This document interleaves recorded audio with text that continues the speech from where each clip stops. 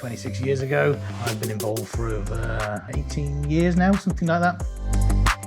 My dad passed away 3 years ago, left the business actually to myself and my brother. But when he did pass away, that was it. I took over with Ian really, and because I've run it for quite a long time anyway, I've got a lot of experience of managing people over the years. I've always been in those kind of positions anyway, so it's kind of a natural progression for me in some respects. You have to employ good people, I think, really, is the key there. If you've got good staff and if you've got the right people in place, that makes it a lot easier. It takes a lot of stress off you as well.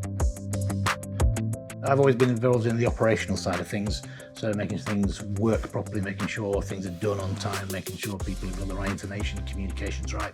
Financial side of things was a bit new to me in some respects in terms of the whole financial element of a business. All these things are actually really interesting when you get into it. It's quite exciting stuff. We're picking up work from all angles really. It's just being able to cater for them, that's the key bit, and it's about the staff. It always is about the staff really with Poppies. I think as long as you've got the right staff, as long as you can get the number that you need, you can cover the customers as you want really. The fact that you're coming into a franchise means you've got a support there already from the likes of Chris and the other people in the network. You can turn customers on really. It's just increasing your advertising and plowing money into that sort of thing. You'll drag more business in. It's always getting the right staff that's the key bit.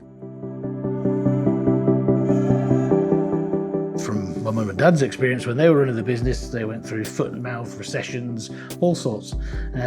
So we've just gone through COVID, and the business is still going, it's still there. And it's protected its staff and it's protected people and kept us with a lifestyle. So I think just that kind of thing really impresses me, that there's a business still there that provides for a number of people really. It's a very sort of robust sort of model really. If it's the first time you've had a business, if you're coming out of a job to go into something like that, pay for the advice. It's worth it. You know, it might cost you initially, but it's worth it. So get an account. It's a very important thing to do.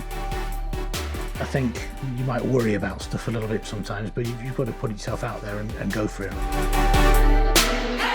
That's the way to gauge it. It's coming from a customer's point of view, is to when you go and speak to them, they go, you know, are they employed, are they insured? And that matters to people now. They don't want necessarily an agency where it's someone just connected to the business and just turns up and you never get to see the owners and that sort of thing.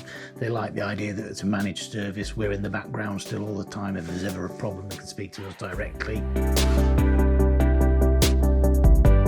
As time goes on, I want to step out of it a little bit more and leave managers managing areas and the direct contact with customers and staff, and then I'll just be out and sort of directing the businesses to the way we go really. So over the next 7 years is to grow each area to a specific size, and then, you know, make a decision about that in sort of 7 years' time when I've done that.